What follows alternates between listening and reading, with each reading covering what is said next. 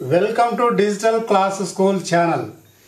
ఈ వీడియో చాలా ఇంపార్టెంట్ అయినటువంటి వీడియో మరియు చాలా ఇంట్రెస్టింగ్ గా ఉంటుంది.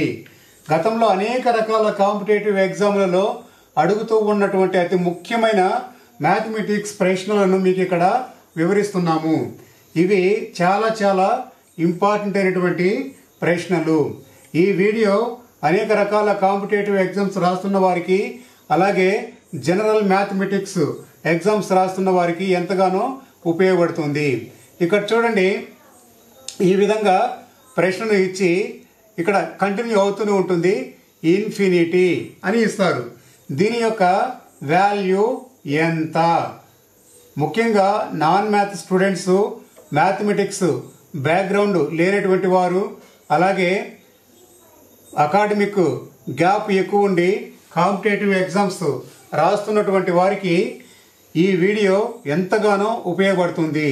ఇందులో మీకు చాలా అద్భుతమైనటువంటి ట్రిక్ను ఇక్కడ ఇవ్వబోతున్నాను. వీటిని నేర్చుకోండి. ఏదైనా ఎగ్జామ్లలో ఈ మోడల్లో అడిగినటువంటి ప్రశ్నలు అంటే టోటల్ హోల్ రూట్ ఇచ్చి నెంబర్ ఇస్తారు. సేమ్ నెంబర్ ఉండి ఇలా నెంబర్ ఆఫ్ రూట్స్తో ఇచ్చి డాట్ ఇన్ఫినిట్ అవి ఎంతన్నా పోతాయి. దాని వాల్యూ ఎంత అని అడిగినప్పుడు ఇక్కడ చూడండి 5, ఆన్సర్లో 5 అని పెట్టేయండి. ఇదే ఆన్సర్, రైట్?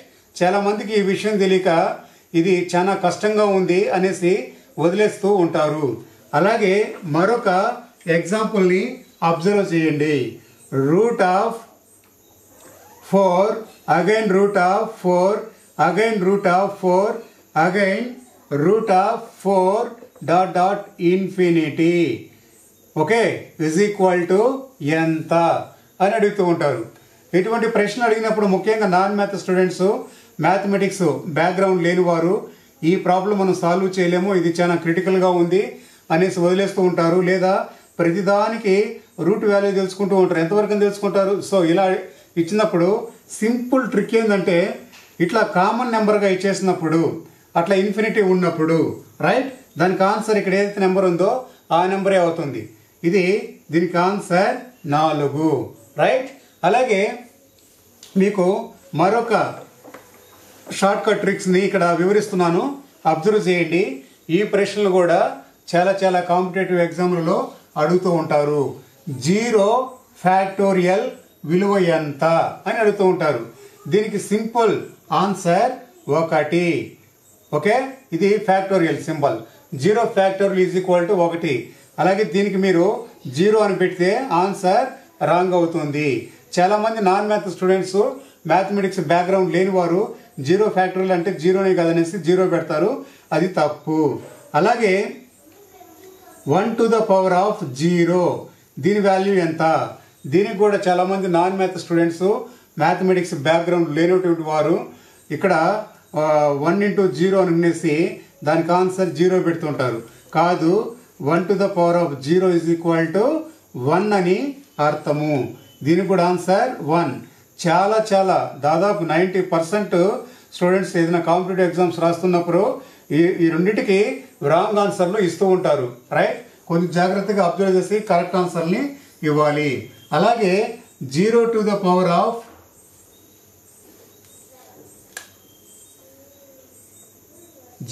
power of 5 అన్నప్పుడు దీనికి ఆన్సర్ ఎంత?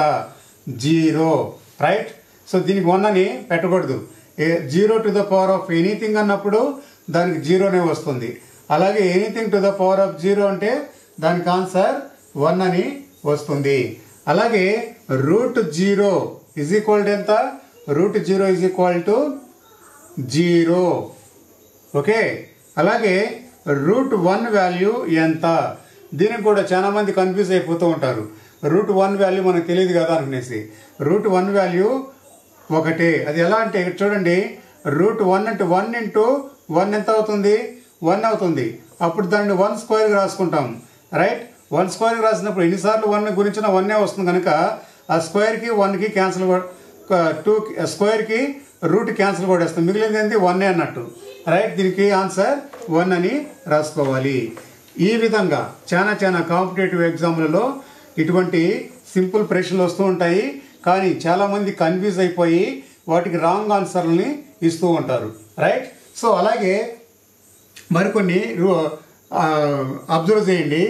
Root of 7, again root of 7, again root of 7, again root of 7, ఇలా ఇచ్చేస్తూ డాట్ డాట్ పెట్టి ఇన్ఫినిటీ, ఈ వాల్యూ ఎంత అని ఇస్తూ ఉంటారు, రైట్. అలాగే next, so 10 to the power of 0 అని ఇస్తూ ఉంటారు, రైట్. దీని వాల్యూ ఎంత. అలాగే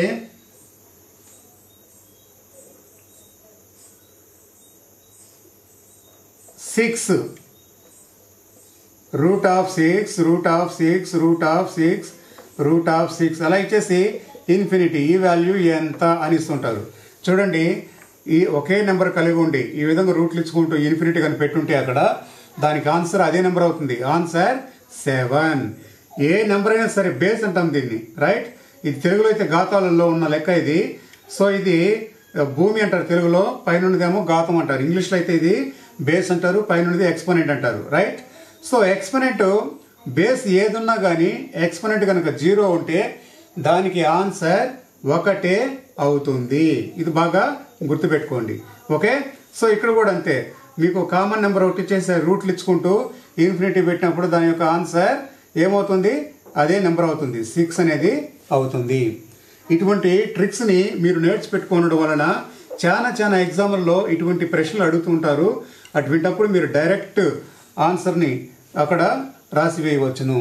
ఈ వీడియో కనుక మీకు నచ్చినట్లయితే, అలాగే ఈ వీడియో మీకు ఏదో ఒక రకంగా ఉపయోగపడుతుంది అనుకుంటే, ఈ వీడియో ద్వారా మీరు ఏదైనా తెలుసుకున్నాము అని భావించినట్లయితే ఈ వీడియో కామెంట్లో థ్యాంక్స్ అని తెలపండి. ఎందుకంటే మీరు ఇచ్చేటువంటి ప్రోత్సాహం, మీరు ఇచ్చేటువంటి ఎంకరేజ్మెంట్తో మీకోసం మరిన్ని మంచి వీడియోస్ను ఈ యొక్క డిజిటల్ క్లాస్ స్కూల్ ఛానల్లో అప్లోడ్ చేస్తూ ఉంటాము.